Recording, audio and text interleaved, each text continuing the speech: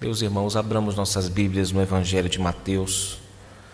Evangelho segundo escreveu Mateus, no capítulo de número 5.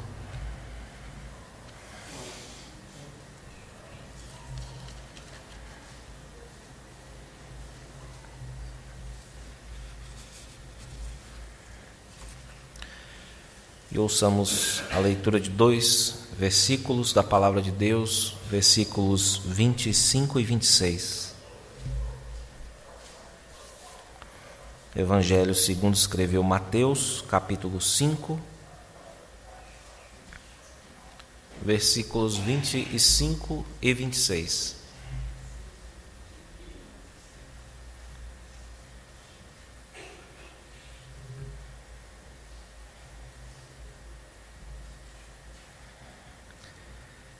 Mateus 5, 25 e 26 nos diz assim: entra em acordo, sem demora, com o teu adversário, enquanto estás com ele a caminho, para que o adversário não te entregue ao juiz, o juiz ao oficial de justiça, e sejas recolhido à prisão.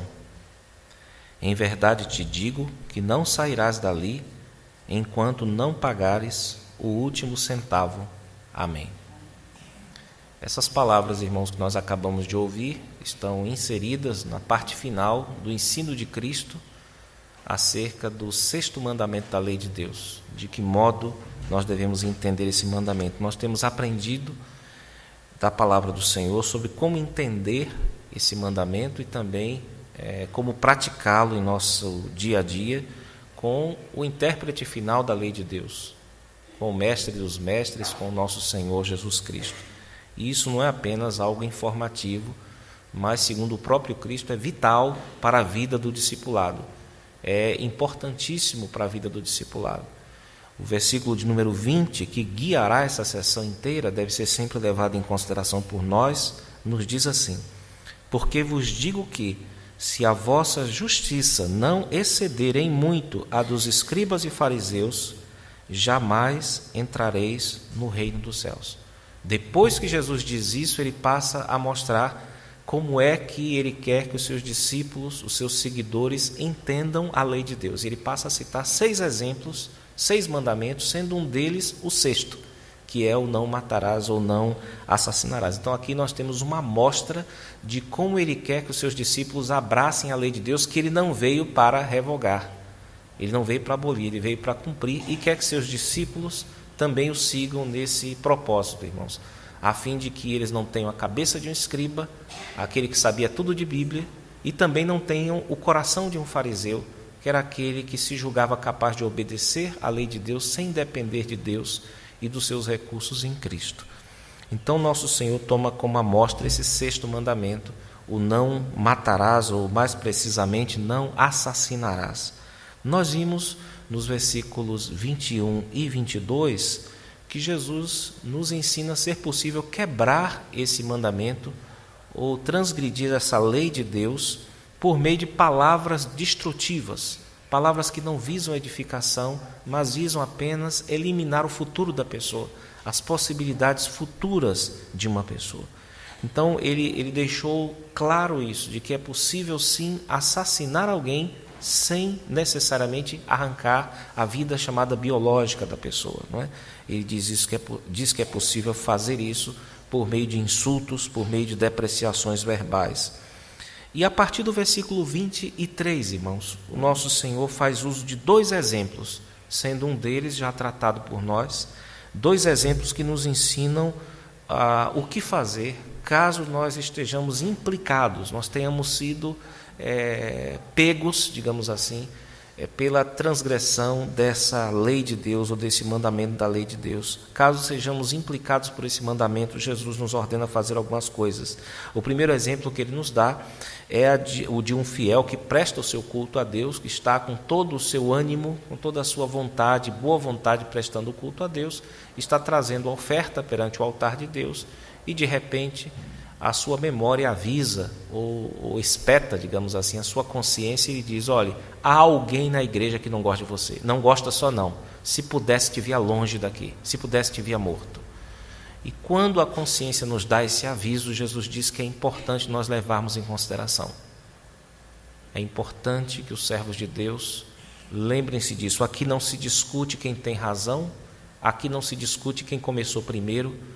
O que Jesus está dizendo é, se no meio do culto, que é o momento em que supostamente você está mais sensível à voz de Deus, se nesse momento a sua memória te lembra que alguém da igreja tem algo contra você, então você tem que levar isso em consideração. Esse foi o primeiro exemplo, e ele diz para que nós procuremos, caso seja esse o nosso caso, o nosso irmão. Se a nossa consciência apontou para isso, é bom não desprezar os seus apelos, é bom não desprezar as suas lembranças, irmãos. Nós fomos até aqui. Esse foi o primeiro exemplo que Jesus diz, no caso de nós termos um problema na igreja, uma dificuldade com outro irmão. Ele agora apresenta o segundo exemplo, que vem do texto que nós lemos, versículos 25 e 26. E também este exemplo está ligado ao mesmo tema, que é o tema da reconciliação. Embora possa acontecer problemas na igreja, brigas, dificuldades na igreja, nós não devemos nunca considerar como natural que um crente tenha outro crente, um outro irmão na fé, como seu inimigo, como seu desafeto. Então nós continuamos aqui a tratar sobre o tema da reconciliação dentro deste mandamento. É parte da profundidade desse sexto mandamento da lei de Deus. E Jesus quer deixar claro, porque de certo modo ele vai repetir o exemplo, mas num outro contexto, embora o finalzinho do versículo 26 nos traga algumas dificuldades, como os irmãos verão, não é? Agora, nós temos aqui o exemplo que não vem de uma situação religiosa. Aqui já não é mais um exemplo ligado ao culto, mas é um exemplo ligado já à justiça comum, não é? A ideia aqui é de uma pessoa que está levando outra ao tribunal, por conta certamente de uma dívida. Isso não é um exemplo típico do povo judeu, irmãos. Os judeus, em geral, na época, pelo menos de Cristo, não resolviam essas pendências judiciais. Pessoas que estavam devendo a eles colocavam na justiça. Normalmente, as pessoas que eram punidas por isso, né, por não terem dinheiro para pagar suas dívidas, elas não iam para a cadeia. Então, é possível que Jesus esteja usando aqui uma cena externa, como acontecerá também na questão do débito, né, na parábola do mal devedor, né, do rei bondoso que perdoou uma dívida. Aquilo ali não descreve uma situação no povo de Israel, mas de uma cultura estranha. Então, uma cultura estranha que Jesus está mencionando, e agora aqui ele está fazendo o mesmo. Ele está falando aqui de uma disputa entre pagãos, entre inimigos, e que um deles estava em vantagem, porque o outro lhe devia, né? E ele estava já a caminho do tribunal para levar sua queixa, para que a pessoa que tinha o débito pagasse e, em não pagando, fosse presa, né? No entanto, nós temos também, na cultura judaica e também para o próprio Cristo, o uso de termos ligados a débito aplicado à questão do pecado. Ou seja, quem peca deve, passa a ter um débito com aquele contra o qual ele pecou. Ele precisa resolver isso, ele precisa emendar a sua vida com o irmão com quem ele teve uma desavença. Então o Cristo fala não apenas em relação às nossas vidas, mas especialmente em relação a Deus, porque Deus é aquele a quem todos devem. E os pecadores, por serem pecadores, devem a Deus. E é por isso que Jesus usa termos contábeis quando ele fala perdoe as nossas dívidas, né? Pede para que o discípulo diga isso. Diga para Deus, perdoe as nossas dívidas, assim como nós perdoamos a quem nos deve ou aos nossos devedores. Então a ideia aqui de pecado pode estar também implicada, já que pecado é tratado também como débito, irmãos. Então ele está falando ainda sobre alguém que fez algo de ruim contra seu irmão e que precisa se emendar, precisa se acertar com urgência. A ideia de urgência também está presente aqui. Na parábola, ele está falando aqui, Jesus nos fala daquilo que nós precisaremos para nos defender de uma acusação feita a nós na frente de um juiz. E se nós estamos devendo, ele está dizendo que a nossa dívida está já em fase de execução. E nós precisamos fazer alguma coisa para evitar que isso chegue ao seu final, né? Que isso chegue ao a sua resolução, que seria a nossa prisão e a nossa execução. Embora nosso Senhor não fale nada, irmãos, acerca do irmão ofendido aqui, o débito também pode passar para o irmão que foi ofendido, caso ele não queira perdoar. Então o débito passa daquele que foi ofendido daquele que foi o ofensor para o ofendido, caso ele não queira reconhecer que deve perdoar, né? E esse era, segundo nosso Senhor, o ensino real de Moisés, o ensino profundo de Moisés. E aqueles que se diziam os escribas, que se diziam entendidos em Bíblia, deveriam abraçar essa parte do mandamento. Aqueles que se diziam os praticantes da Escritura, eu não entendo muito da Bíblia, mas eu pratico a Bíblia. Ele diz, olha, então, se tem uma coisa que alguém tem que praticar para não quebrar a lei de Deus, é não matar as pessoas. Aí ele está dizendo, pois diante de Deus você pode estar sendo um assassino e ao mesmo tempo sendo um religioso que pratica a palavra de Deus, vamos dizer, à vista dos homens, regularmente, consideravelmente. Então ele está dizendo para que os filhos dele, ou os servos dele, os seguidores, tomem esse cuidado, porque a garantia de você entender muito da Bíblia e a garantia de você praticar a Bíblia consideravelmente não te livra necessariamente de quebrar esse mandamento. Então essa é parte da profundidade desse ensino de Cristo, irmãos. E novamente o nosso Senhor destaca o dever que nós temos de procurar resolver isso o quanto antes. O quanto antes nós devemos procurar os nossos irmãos para nos reconciliar com ele. Enquanto estás com ele a caminho, né? O versículo 25 nos diz. Enquanto a coisa está acontecendo, enquanto a coisa não chegou num lugar ruim e definitivo, então você deve procurar resolver isso antes que seja tarde.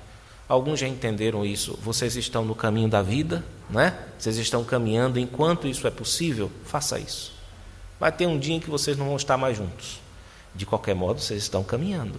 E vocês estão indo em direção ao juízo. Vocês estão indo em direção ao juiz. E é importante levar em consideração isso. Um dia vocês vão se encontrar com ele. E é importante que vocês resolvam os seus problemas antes. Já que nós estamos caminhando para um dia viver como uma comunidade perfeita. Então, é natural que cada um já comece a se acostumar desde já a conviver bem com seus irmãos. Essa é uma das leituras possíveis desse versículo aqui, irmãos. Um ofensor pode complicar todo esse esquema quando ele adia essa sua iniciativa. Mas o fato é que todos nós estamos caminhando e indo em direção ao juiz.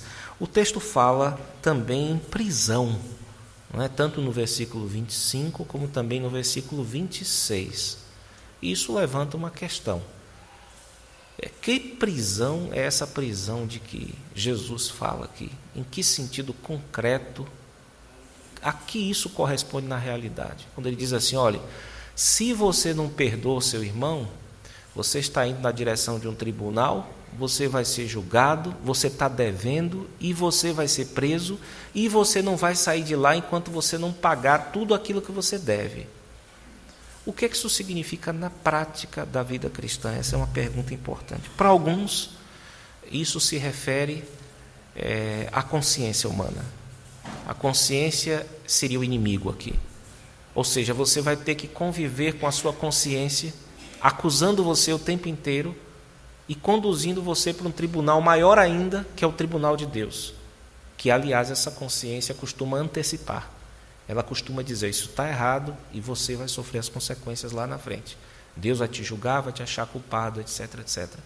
Então isso seria lido aqui como sendo o inimigo sendo a consciência humana, a consciência do crente que não o deixará em paz, e irá ser de agora em diante o seu inimigo, porque ela foi lembrada pela memória que ele tem um débito e ele não quer pagar.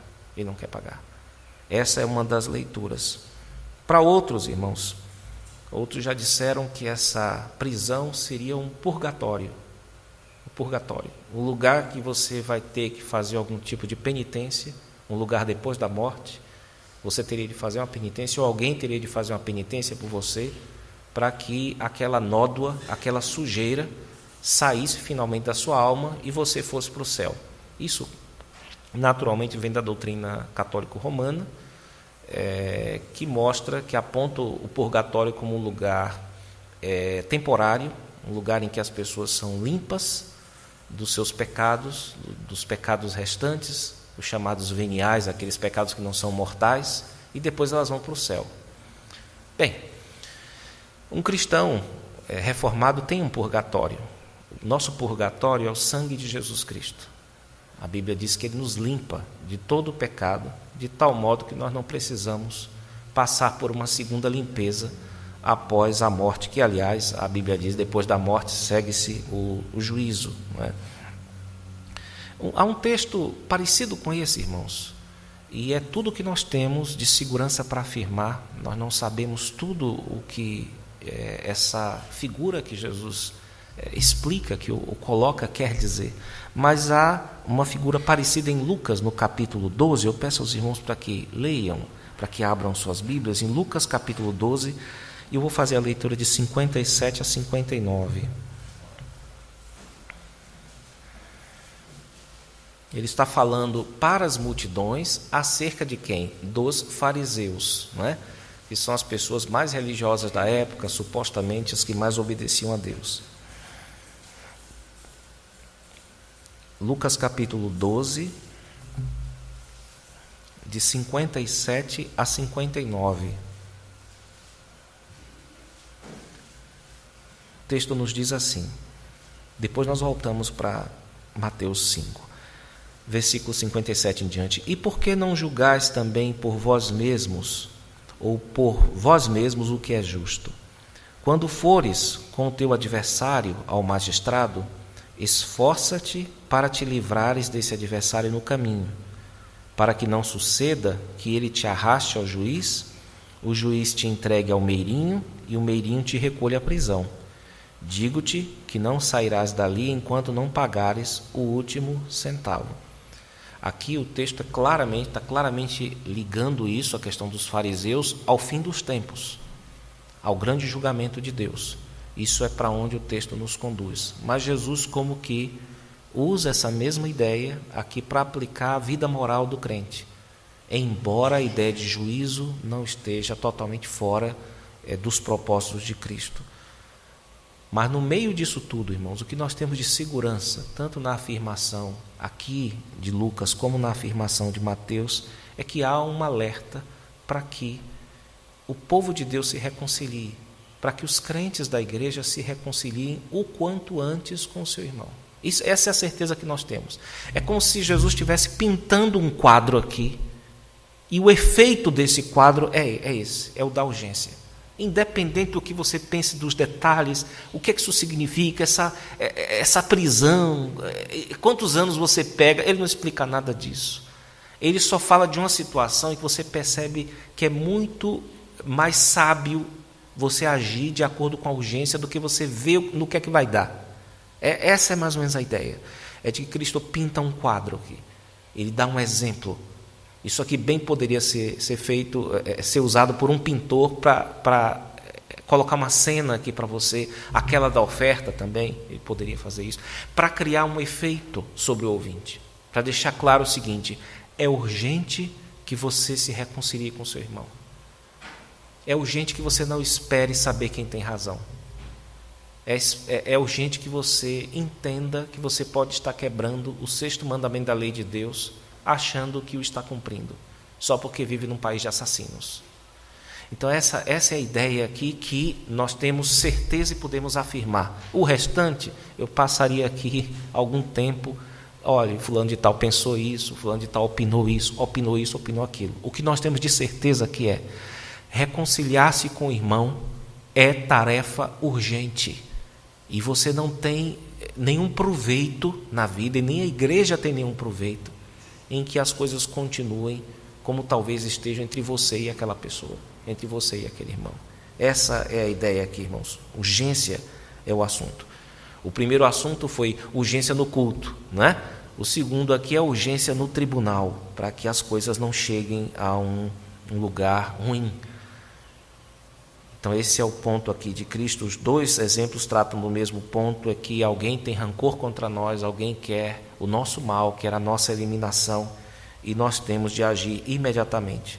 Se nós não podemos fazer isso com a nossa força, e normalmente não podemos, aí é que entra o diferencial entre um cristão e um escriba e fariseu.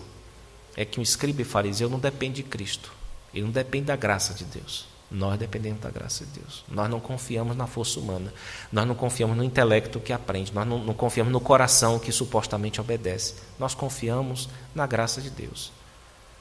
Então é um assunto para nós levarmos em conta, mas o senso aqui é de urgência, não é para a gente meditar, tá certo? Aqui é para obedecer simplesmente. Aqui é para obedecer. Então existem coisas que Deus nos quer fazer pensar. Quando Deus nos fala da eternidade feliz, Deus quer nos fazer meditar, pensar a vida inteira sobre isso, até o momento da nossa morte.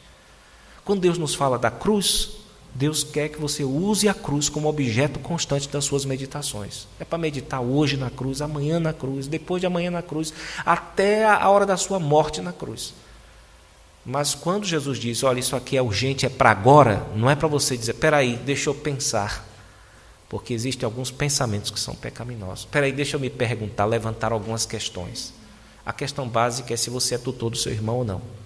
Essa questão básica já foi levantada por Caim e já foi refutada por Deus. Então, é a pergunta, uma das perguntas fundacionais para a imoralidade, como eu falei, é a pergunta de Caim. E essa pergunta está rolando até hoje. Eu sou tutor do meu irmão? Eu cuido do meu irmão? Sim, você cuida não só da sua vida, você tem que cuidar da vida do seu irmão também. Não porque ele merece, não porque ele é bonitinho, não porque ele tem razão. É simplesmente porque Jesus está dizendo que é assim que você deve entender e praticar o mandamento, irmãos. Para que você vá além da cabeça de um escriba e vá além do coração de um fariseu. Nós falamos em 3 partes, 3 momentos sobre esse mandamento. Eu achei por bem dividir esse mandamento em 3 partes, mas o ensino é um só, o ensino de Cristo aqui. Ele vai desde o versículo 21 até o versículo 26. Nós devemos entendê-los, então, em conjunto. E nós aprendemos basicamente, irmãos, nesses 3 últimos domingos, nessas 3 últimas oportunidades que tivemos para pregar, nós aprendemos que é possível assassinar sem matar.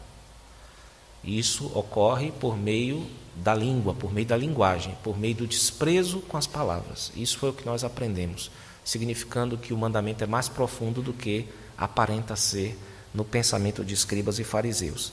Também, Jesus disse que isso é gravíssimo, você tentar eliminar não apenas a imagem de Deus, porque o crente não é só a imagem de Deus. O crente é a primeira amostra de uma nova criação. Paulo diz, quem está em Cristo é nova criação, é nova criatura. Então, quando um irmão odeia o outro, ele está odiando a imagem de Deus e está odiando uma amostra do mundo vindouro. Então, Jesus diz que para ele isso é gravíssimo. E você precisa reparar isso, tudo aquilo que é gravíssimo tem que ter reparação urgente. Urgente. Essa é a insistência de Cristo, resolver isso é urgente. E a boa notícia é que isso aqui não pesa sobre nós simplesmente como uma lei, como um globo nas nossas costas. Nós contamos com um Senhor que está sempre pronto e perto para nos ajudar, para nos dar forças para que a gente consiga obedecer à lei de Deus, confiado na sua graça. Porque senão a gente cai no pecado dos escribas e dos fariseus e a gente está fora do reino dele. É isso, irmãos. Deus nos ajude. E agora restam ainda 5 mandamentos para nós tratarmos de acordo com as interpretações do intérprete final da lei de Deus, que é o nosso Senhor. Que Deus nos abençoe. Amém.